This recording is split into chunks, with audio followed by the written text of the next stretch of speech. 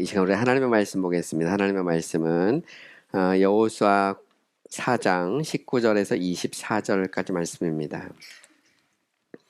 구약성경 여호수아 4장 19절에서 24절까지 말씀입니다. 제가 한 절 읽고 여러분들 한 절 읽고 돌아가면서 교독합니다. 첫째 달 10일에 백성이 요단에서 올라와 여리고 동쪽 경계 길갈에 진침해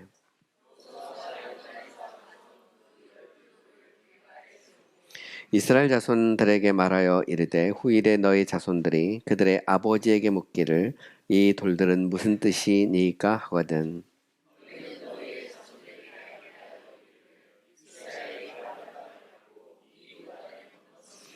너희 하나님 여호와께서 요단 물을 너희 앞에서 마르게 하사 너희를 건너게 하신 것이 너희의 하나님 여호와께서 우리 앞에 홍해를 말리시고 우리를 건너게 하심과 같았나니.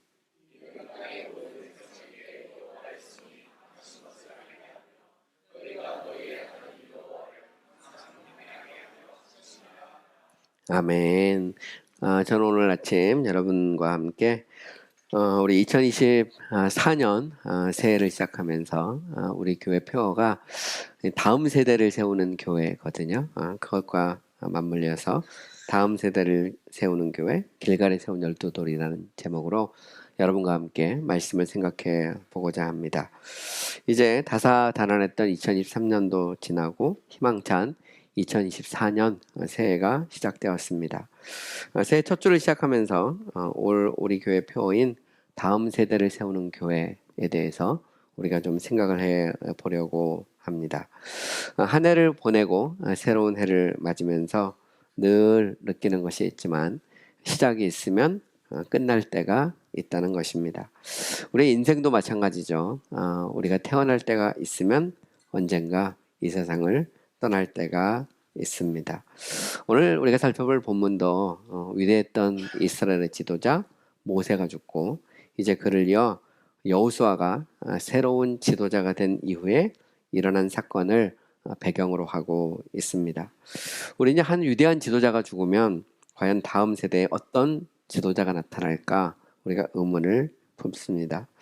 과연 정말 저렇게 위대한 또 다른 지도자가 나와서 새로운 세대를 이어갈 수 있을까? 우리가 의문을 갖게 되죠. 교회도 마찬가지인 것 같아요. 과연 우리 부모님 세대를 넘어서 다음 세대가 과연 우리 교회를 건강하고 멋진 교회로 만들어갈 수 있을까? 거기에 대해서 우리가 염려를 합니다. 올해 이제 우리 교회가 다음 세대를 세우는 교회라는 그런 표어를 세운 이유도 바로 이제 그런 이유 때문에 그렇죠. 앞에 있는 이제 우리 부모님 세대가 언젠가 제가 볼 때 뭐 한 5, 6년, 길면 10년 물러나면 이제 과연 우리 젊은 세대가 우리 교회를 어떻게 정말 건강하고 아름다운 교회로 세워갈 수 있을까? 뭐 그거에 대한 어떤 염려 혹은 아니면 거기에 대한 어떤 기대 뭐 이런 소망을 가지고 다음 세대를 세우라는 그런 제목으로 우리가 표어를 세워봤습니다. 우리가 이제 분명히 알아야 될 것은 다음 세대는 저절로 만들어지는 것은 아니라는 것입니다. 여러분 아무리 좋은 것도 그냥 내버려 둔다고 해서 그게 그냥 그대로 그냥 이 만들어지는 것은 아닙니다. 우리가 이제 과학에서도 보면 이제 물리학의 열려락 제2법칙이라는 게 있어요. 모든 것은 가만히 내버려 두면 그게 그냥 더 좋아지는 것이 아니라 더 안 좋아진다는 것입니다. 사실 이 땅에는 모든 것이 다 그런 것 같아요. 그냥 내버려 두면 좋아질 것 같아도 그렇지 않습니다. 우리가 씨앗도 심고 물을 주고 가꿔야 되는 것처럼 다음 세대도 마찬가지죠. 우리가 심고 가꾸고 또 우리가 애쓰고 노력해야 다음 세대가 세워지는 것입니다. 교회도 마찬가지인 것 같아요. 우리가 정말 다음 세대를 세우기 위해서 몸부림을 쳐야 될 그런 때가 아닌가 생각이 됩니다. 아무래도 부모님 세대보다 예수를 믿는 그런 참 그 수가 급격하게 줄어들고 있고요. 또 인구 절벽을 우리가 실감하고 있습니다. 또 교회도 그런 예상을 하게 돼요. 앞으로 한 10년쯤 지나면 한국교회 한 3분의 1 정도는 사라지지 않을까 뭐 그런 염려를 하고 있습니다. 그게 단순히 그냥 어떤 기후가 아니라 현실처럼 다가오고 있는 그런 때입니다. 그럴 때에 우리가 정말 어떻게 우리가 다음 세대를 준비해야 될지 우리가 기도하고 또 우리가 또 노력하고 또 계획하고 꿈을 꾸고 헌신해야 될 그런 시대가 아닌가 생각을 하게 됩니다. 그래서 저는 이제 오늘 본문을 중심으로 해서 우리가 어떻게 하면 다음 세대를 세울 수 있을까에 대해서 한 4가지 정도를 생각해 보려고 합니다. 첫 번째로 우리가 생각해 봐야 될 것은 우리 앞에 약속의 땅 가나안이 놓여 있다는 것입니다. 이스라엘 백성은 이제 40년 동안 방랑의 생활을 끝내고 마침내 요단강을 건너서 가나안 땅으로 들어가고 있었습니다.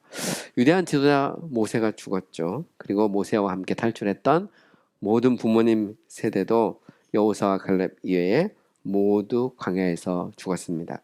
이제 새로운 세대인 새로운 자녀들을 여호수아가 이끌고 있었죠. 하지만 아직 새로운 세대는 지식적으로나 경험적으로나 여러 면에서 부족했습니다. 부모님 세대가 애굽에서 탈출한 세대라면 자녀들 세대는 광야에서 태어나고 자란 세대입니다. 그러면서 동시에 그들은 광야에서 계속 머무를 것이 아니라 그들 앞에 있는 가나안 땅, 요단강을 건너서 가나안 땅을 차지해야 되고 그곳에서 나라를 세워야 될 세대였습니다.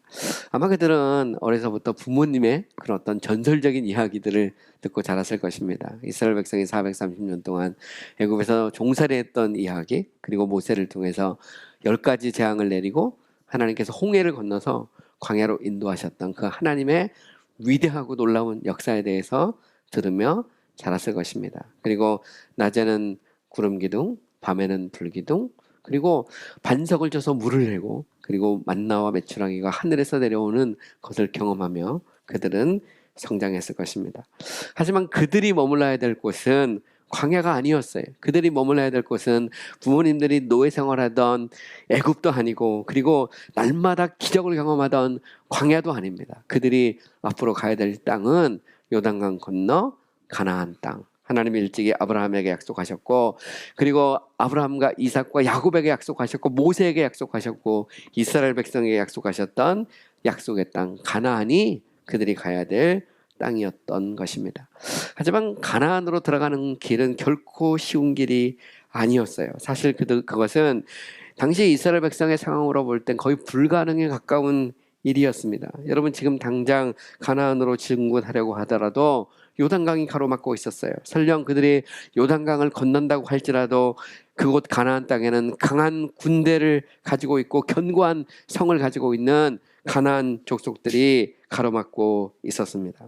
그들의 이스라엘 백성들이 가나안 땅에 들어와서 자기들을 몰아내고 살 수 있도록 호락호락 내줄 사람들도 아니었어요. 여러분 그리고 설상가상으로 당시 요단강은 곡식을 거둘 때로 물이 범람하던 시기였습니다.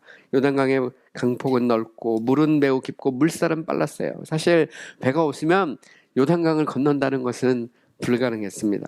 그런데 광야에서 40년 동안 유리하던 이스라엘 백성들에게 배가 어디 있겠어요. 그리고 그 많은 사람들이 헤엄을 쳐서 요단강을 건너갈 수도 없었습니다. 그런데 바로 그때 하나님께서 그들에게 놀라운 구원의 손길을 보내주셨어요.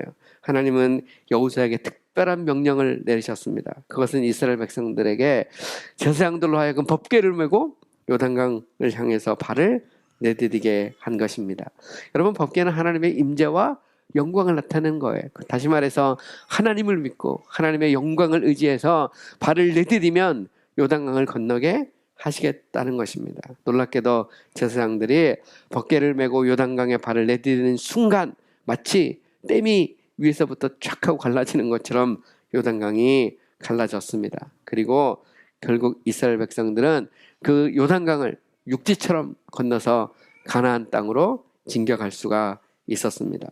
여러분 항상 보면 그렇습니다. 우리는 위기의 순간에 믿음이 없으면 좌절하고 절망하기 쉽습니다. 그런데 항상 우리는 위기가 기회가 된다는 사실을 알아야 됩니다. 여러분 과거에 40년 전 이스라엘 백성들이 애굽에서 탈출했을 때 홍해가 그들을 가로막고 있었습니다. 그때 모세가 하나님 앞에 기도했어요. 그리고 모세가 지팡이를 내미는 순간 바로 홍해가 육지처럼 갈라졌습니다. 그리고 40년이 지났어요. 40년이 지나고 나서 여전히 요단강이 시퍼렇게 그들을 가로막고 있었고 그 너머에는 가나안 족속들이 기다리고 있었습니다. 그런데 하나님께서 말씀하실 때 하나님의 명령대로 법궤를 메고 제사장들이 발을 내디디는 순간 바로 요단강이 육지처럼 갈라졌던 것입니다. 여러분 항상 그런 것 같아요. 늘 우리 앞에는 위기가 있습니다. 그런데 위기 넘어 기회가 있다는 사실을 기억하시기 바랍니다.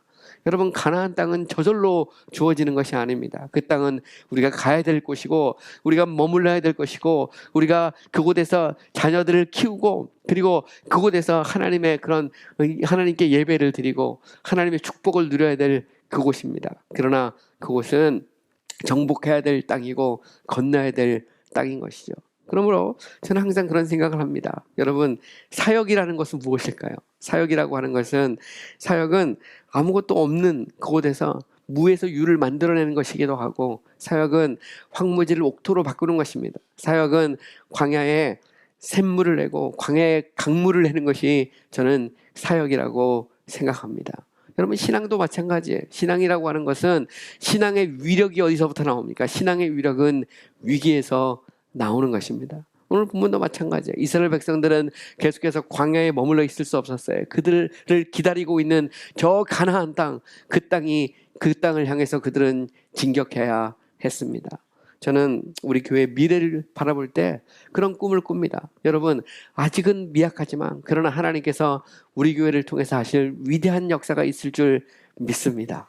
그래서 그 땅이 하나님이 약속하신 땅이 우리 앞에 놓여 있는 것입니다. 여러분 요한은 천국은 침노하는 자의 것이라고 말씀했습니다. 여러분 역사는 도전하는 사람에 의해서 주어지는 것입니다. 여러분 역사의 수레바퀴는 도전하는 사람이 결국 그 역사를 차지하는 거예요. 여러분 오늘 우리 교회도 마찬가지입니다. 우리 교회가 그냥 쪼그라들고 조각게 그냥 이런 교회로 있을 수도 있지만 그러나 우리 교회가 하나님 앞에 이 시대에 쓰임받을 수도 있습니다.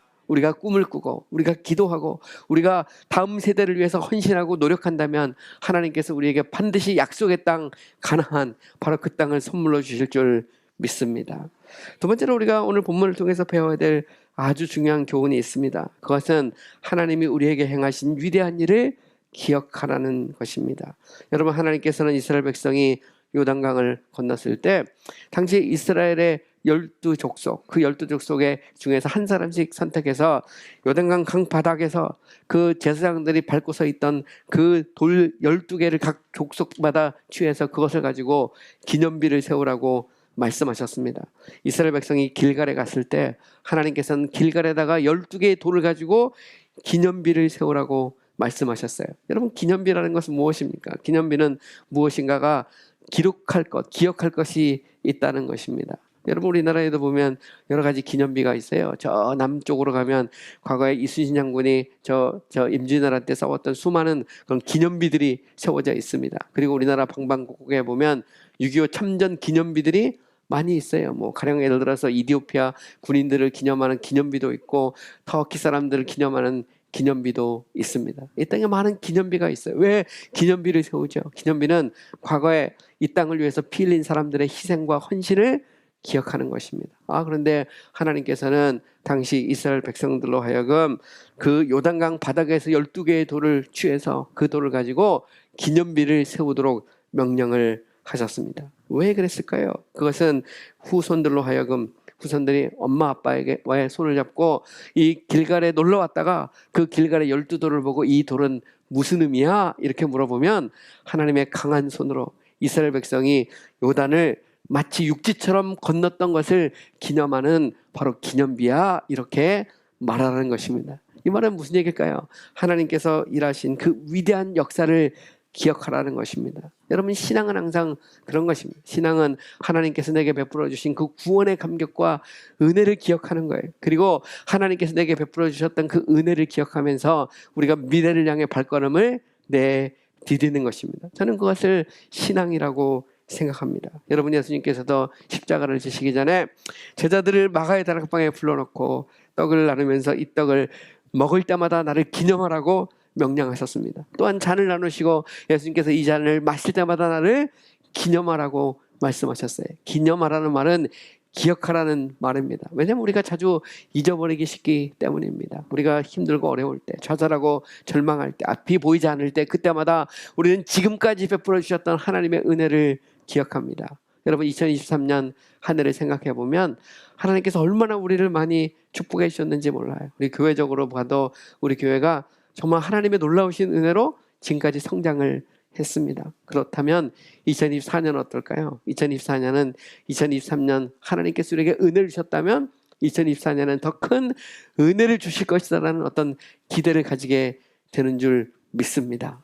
저는 그런 역사가 우리 가운데 있었으면 좋겠어요. 제 인생도 돌이켜보면 모든 것이 다 하나님의 은혜입니다. 저는 오늘 아침 아내하고도 그런 얘기를 했어요. 아침에 일어나서 야, 우리가 지금까지 온 것도 하나님의 은혜다. 하나님께서 하신 일이다. 하나님이 하지 않았다면 어떻게 이런 일이 있을 수 있겠는가, 이렇게 고백을 했습니다. 여러분은 어떻습니까? 여러분의 인생을 돌이켜보면 여러분의 인생의 구석구석 하나님께서 간섭하지 않은 것이 없는 줄 믿습니다. 그러므로 우리 신앙이라는 건 뭐냐? 지금까지 베풀으신 그 하나님이 앞으로도 우리를 이끄시고 우리를 축복하실 것이다라고 믿는 것입니다. 여러분, 그래서 우리가 다음 세대를 세울 때 우리에게 중요한 것이 있어요. 그것은 우리 부모님들이 경험했던 그 과거가 단지 과거가 아니라는 것입니다. 그것은 미래를 향한 원동력이 되고 힘이 되는 줄 믿습니다. 그래서 부모님들은 과거에 하나님께서 우리에게 베풀으셨던 은혜에 대해서 간증하기를 좋아합니다. 왕년에는 말이야, 과거에는 말이야, 30년 전에는 말이야, 아니 1년 전에는 하나님이 이렇게 인도하셨어. 우리는 이야기하죠. 항상 우리가 성경에 대해서 이야기할 때, 우리의 삶에 대해서 이야기할 때 우리는 에베네셀의 하나님과 여호와 이레 하나님에 대해서 이야기합니다. 여러분, 에베네셀은 무슨 뜻이에요? 에베네셀은 하나님이 여기까지 도우셨다는 거예요. 여호와 이레는 여기까지 도우신 그 에베네셀의 하나님이 우리의 가는 길을 미리 보시고 우리의 모든 필요한 것들을 채워주실 것이라는 고백이 바로 여호와 이레입니다. 그래서 우리가 새해 2024년을 시작하면서 저는 과거에 우리를 지키셨던 그 에베네셀의 하나님께서 2024년에는 더 크고 놀라운 역사를 이루실 줄을 믿습니다. 더 나아가서 세 번째로 우리는 오늘 본문을 통해서 아주 중요한 교훈을 배울 수 있어요. 그것은 하나님이 우리를 통해서 일하실 위대한 일을 기대하라는 것입니다. 여러분, 하나님께서 이스라엘 백성들을 광야에 40년 동안 지키시고 이제 모세의 인도 아래 이제 요단강을 마치 육지처럼 건너서 길갈에 도착하게 하셨습니다. 그리고 길갈에 요단강 바닥에서 건져낸 12개의 돌을 가지고 기념비를 세우게 하셨어요. 그런데 여러분, 이렇게 기념비를 세우게 하신 것은 단지 그냥 과거만 기억하라라고 해서 하나님께서 기념비를 세운 것이 아닙니다. 여러분, 이 기념비라고 하는 것은 과거를 기억할 뿐만 아니라 미래를 향해서 발걸음을 내디뎌야 미래를 향해서 정말 하나님이 일하실 위대한 일을 기대하고 그리고 그 위대한 일을 시도하라는 의미를 가지고 있다는 사실을 알았으면 좋겠습니다. 여러분, 원래 길갈이라고 하는 말은 어떤 의미를 갖고 있냐면 길갈은 수치가 제거됐다라는 의미를 가지고 있습니다. 여러분, 과거에 부모님 세대, 그 부모님 세대는 애굽에서 노예 생활을 하던 사람들이었어요. 여러분, 노예 생활이라는 것은 얼마나 수치스럽고 얼마나 고통스럽고 얼마나 힘든 그런 시기였겠습니까? 과거에 우리 부모님 세대도 마찬가지죠. 저희 부모님도 지금은 다 돌아가셨지만 과거 우리 부모님 세대는 일제시대와 6.25 세대를 거친 세대였어요. 그 시대에 그런 힘들고 어려웠던 이야기들을 저는 들으면서 자랐습니다. 여러분, 길갈의 12돌이 하는 것도 마찬가지입니다. 어떻게 보면 부모님 세대에게는 아픔과 상처가 있지만 자녀들 세대는 어떤 세대일까요? 자녀들 세대는 이제는 약속의 땅 가나안에 들어가서 이제 새로운 땅을 정복하고 다스려야 될 바로 그런 새로운 시기라는 것입니다. 그래서 길갈이라고 하는 의미는 수치가 제거됐다. 이제는 더 이상 노예가 아니라 자유인이라는 것이죠. 여러분, 우리도 마찬가지입니다. 우리가 예수 믿기 전에는 우리는 죄와 세상과 사단의 종로를 하던 사람들이었어요. 그런데 우리가 예수 믿고 나서 우리는 자유인이 됐습니다. 우리에게는 참 자유와 구원의 감격과 기쁨이 우리에게 있는 줄 믿습니다.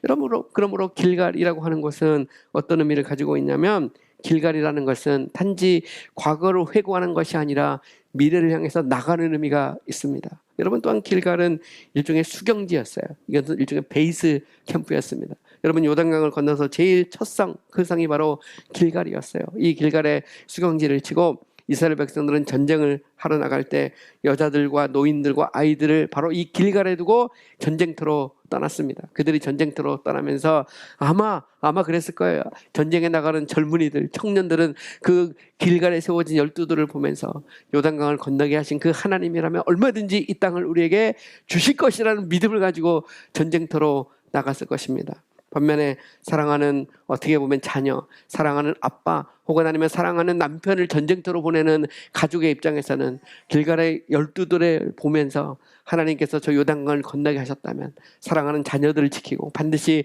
이 전쟁에서 승리하게 하실 것이라는 어떤 꿈과 희망을 가지고 있었을 것입니다. 그러므로 여러분, 길갈이라고 하는 것 자체가 어떤 소망과 희망을 나타내고 있는 것입니다.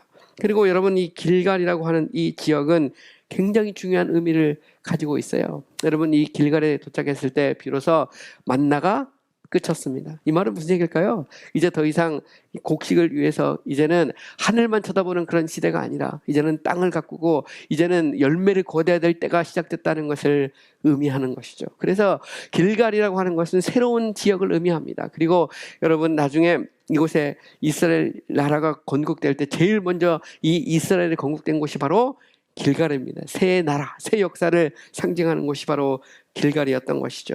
저는 이런 생각을 합니다. 여러분, 우리가 2024년 한 해를 시작하면서 저는 과거에 2023년, 아니 그동안 우리 교회 한 30여 년의 역사 속에서 하나님이 지켜주셨던 그 은혜를 기억할 뿐만 아니라 앞으로 2024년, 아니 2025년 더 멀리까지 하나님께서 우리 교회를 축복하실 줄 믿습니다. 그래서 단지 과거의 추억, 과거의 꿈이 아니라 앞으로 우리를 통해서 일하실 그 놀라운 역사를 기대하고 바라봤으면 좋겠습니다. 영국의 침례교 최초의 선교사였던 윌리엄 캐리가 인도로 가서 선교를 했습니다. 윌리엄 캐리가 자신의 인생을 다 바쳐서 그곳에 대학교를 2개를 세우고 그리고 인도의 언어를 정리하고 수많은 정말 인도 사람들을 위해서 희생적인 삶을 살았습니다. 그런데 윌리엄 캐리가 남긴 위대한 말이 있어요. 아주 중요한 말이 있는데, 하나님으로부터 위대한 일을 기대하라. 하나님을 위해 위대한 일을 시도하라. 여러분, 이것이 윌리엄 캐리가 남긴 아주 중요한 선교적인 모토였습니다. 캐리는 말했어요. Expect great things from God. 하나님으로부터 위대한 일을 기대하라. 여러분은 하나님의 위대한 일을 기대하고 있습니까? 여러분은 올 한 해를 시작하면서 어떤 기대를 갖고 있을까요? 하나님께서 제 삶에 정말 내가 꿈꾸지 못했던, 내가 생각하지 못했던 그런 놀라운 역사, 위대한 역사를 이루어 주실 줄 믿습니다라는 그런 기대를 가지고 있습니까? 저는 그런 기대가 여러분 안에 있었으면 좋겠어요. 여러분, 하나님께서 역사하시면 능치 못할 일이 없는 줄 믿습니다. 필립 브룩스라는 신학자가 쓴 유명한 책 하나 있어요. 그건 뭐냐면 너의 하나님은 너무 작다라는 제목의 책입니다. Your God is too small 이라는 제목인데요. 우리가 생각해보면, 언뜻 생각해보면 아니 뭐 제목이 좀 이러냐, 너의 하나님은 너무 위대하시다 이러면 얼마나 멋지겠어요. 그런데 책 제목이 너의 하나님은 너무 작다라는 제목입니다. 내용을 읽어보면 우리는 하나님을 생각할 때 자꾸 우리의 시선으로 한정하는 경향이 있다는 거예요. 하나님의 관점에서 사건을 보고 하나님의 관점에서 우리 인생을 보는 것이 아니라 자꾸 우리의 생각으로 재단하고 판단한다는 거예요. 심지어 하나님조차도 마찬가지라는 것이죠. 여러분, 망원경을 가지고 하나님을 보면 하나님이 그만큼, 그 렌즈에 비친 작은 만큼만 보이게 되어 있어요. 그런데 우리는 우리의 시각으로, 우리의 망원경으로, 우리의 눈으로 하나님을 볼 것이 아니라 하나님의 시각으로 우리를 봐야 된다는 거예요. 우리 앞에 놓여 있는 사건도 마찬가지죠. 여러분, 과거에 이스라엘 백성이 40년 전에 가나안 땅에 들어가려고 한 적이 있었어요. 그때 12명의 정탐꾼을 보냈는데 10명의 정탐꾼이 돌아와서 그들이 울고 불고 난리를 치면서 저들은 거대한 족속이고 견고한 성을 가지고 있고 저들과 우리를 비교하면 우리는 메뚜기만도 못하더라고 외쳤습니다. 그때 여호수아와 갈렙이 일어나서 하나님은 위대하신 하나님이시고 홍해를 건너시는 하나님이라면 얼마든지 저들을 물리칠 수 있다. 저들은 우리의 밥이다라고 외쳤습니다. 그러나 이스라엘 백성들은 여호수아의 갈렙의 말을 듣지 않았어요. 10명의 정탐꾼의 말을 듣고 밤새도록 울고 불고 난리를 쳤어요. 그 결과 하나님께서 이스라엘 백성을 40년 동안 광야에서 머물도록 하신 것입니다. 그리고 나서 40년 후 이제 부모의 세대가 끝나고 자녀들의 세대가 이제 여호수아의 인도 아래 드디어 요단강을 건너서 길갈에 도착을 했어요. 그리고 하나님은 그곳에 기념비를 세우도록 하셨습니다. 왜 그랬을까요? 너는 과거의 조상들이 두려움에 떨어서 가나안 땅을 정복하지 못했던 것처럼 그렇게 너무 작은 하나님, 너무 작은 시각으로 살지 말고 이제는 저 가나안 땅을 정복하라는 것입니다. 이제 약속의 땅, 너에게 선물로 준 그 땅을 차지하라고 하나님께서 길갈의 12돌을 세워서 기념비를 세우라고 말씀하신 것입니다. 여러분 어떻습니까? 여러분 윌리엄 캐리가 말한 것처럼 여러분은 하나님으로부터 위대한 일을 기대하고 계십니까? 저는 그런 꿈이 있었으면 좋겠어요. 여러분 꿈이 있는 백성, 그 백성은 성공합니다. 그 백성은 잘 될 수밖에 없어요. 여러분 기독교가 이 땅에 들어와서 기독교가 선물로 준 것이 무엇인지 아십니까? 그것은 이 땅의 백성들에게 꿈과 희망을 준 거예요. 저는 어릴 때부터 교회를 다녔습니다. 어릴 때부터 시골에서 교회를 다니면서 저는 세상에 대해서 배운 게 교회를 통해서 배웠어요. 목사님의 말씀을 통해서 세상이 얼마나 큰지도 배웠고 목사님의 말씀을 통해서 꿈을 가지게 되었습니다. 저는 그런 일이 우리 안에 있었으면 좋겠어요. 우리 청소년들이 정말 꿈을 가졌으면 좋겠습니다. 비전을 가졌으면 좋겠어요. 우리 청년들이 꿈을 가졌으면 좋겠어요. 그 하나님께서 일하실 그 위대한 역사를 바라봤으면 좋겠습니다. 우리가 잘나서가 아니고 우리는 연약하지만 하나님의 손에 붙들리면 능치 못할 일이 없는 줄 믿습니다. 여러분 하나님의 역사는 늘 그런 거예요. 또 한 더 나가서 윌리엄 캐리는 하나님을 위해 위대한 일을 시도하라 이렇게 말했어요. Attempt great things for God. 하나님을 위해서 위대한 일을 시도하라는 것입니다. 이것은 무슨 말일까요? 역사는 가만히 있는 사람들에 의해서 주어지지 않는다는 말입니다. 다음 세대는 저절로 내버려 둔다고 세워지는 것이 아니라는 것이죠. 역사는 꿈꾸는 자, 도전하는 사람들에게 주어지는 것입니다. 다음 세대는 열심히 우리가 심었을 때 비로소 다음 세대가 세워지는 줄 믿습니다. 여러분 저는 2024년이 우리 교회에 그런 원년이 됐으면 좋겠어요. 이것이 정말 2024년을 나중에 돌이켜보면 그때가 정말 중요한 시기였어요. 그때 목사님을 비롯해서 성도들이 꿈을 꾸고 기도하고 새로운 도전을 했을 때 하나님께서 우리 교회에 이런 놀라운 역사를 이루어 주셨어라는 고백이 있었으면 좋겠어요. 여러분의 인생도 마찬가지입니다. 여러분의 삶도 왜 이렇게 우울하고 답답하고 왜 이렇게 안 되냐 하라고 하지 말고 2024년에는 도전하시기 바랍니다. 2024년에는 시도했으면 좋겠어요. 여러분의 발걸음을 내디딜 때 요단강이 갈라진 것처럼 여러분의 인생도 갈라지는 역사가 일어날 줄 믿습니다. 저는 그런 일이 있었으면 좋겠어요. 그래서 2024년에는 우울했던 인생의 과거, 그거는 과거로 끝나고 좀 더 밝고 광명한 그런 세계가 우리 앞에 열렸으면 좋겠습니다. 마지막으로 네 번째, 우리는 이 말씀을 통해서 우리가 다음 세대에게 부지런히 가르쳐야 된다는 사실을 우리는 배울 수가 있어요. 오늘 본문 21, 22절에 보면 이렇게 말하고 있습니다. 이스라엘 자손들에게 말하여 이르되 후일에 너의 자손들이 그들의 아버지에게 묻기를 이 돌들은 무슨 뜻이니까 하거든 너희는 너의 자손들에게 알게 하여 이르기를 이스라엘이 마른 땅을 밟고 이 요단을 건넜습니다. 여기 보면 너희 자손들에게 알게 하여 이르기를 이런 말씀이 있어요. 이 표현을 여러분 주목하시기 바랍니다. 이 말은 무슨 얘기일까요? 왜 길갈에 12돌을 세우게 하셨을까요? 그것은 나중에 세월이 지나서 사랑하는 자녀들이 이곳에 놀러 왔을 때, 아빠의 손을 잡고 왔을 때 이 돌이 무슨 뜻이야? 이렇게 물으면 이 돌은 말이야 이스라엘이 마른 땅을 밟고 요단을 걷는 것에 대한 하나님의 위대한 역사를 상징하는 기념하는 기념비고 돌이야 이렇게 말하라는 것입니다. 가르치라는 거예요. 여러분 신앙은 전수돼야 되는 것입니다. 그것이 바로 우리에게 되게 중요해요. 그래서 우리 교회 여러 가지 가치관 중에 하나가 보면 신앙의 전수라는 것이 있어요. 6번째 보면 신앙의 전수, 새로운 세대의 꿈과 복음적 신앙을 전수합니다. 여러분 신앙이라는 것이 가만히 이루어지는 것이 아닙니다. 우리는 자녀를 위해서 기도하고 자녀를 가르쳐야 돼요. 그래야만이 미래가 있는 것입니다. 교육이 없는 백성, 교육이 없는 나라는 그 나라가 제대로 된 나라가 될 수가 없어요. 여러분 대한민국이 어떻게 해서 이만큼 성장하게 됐을까요?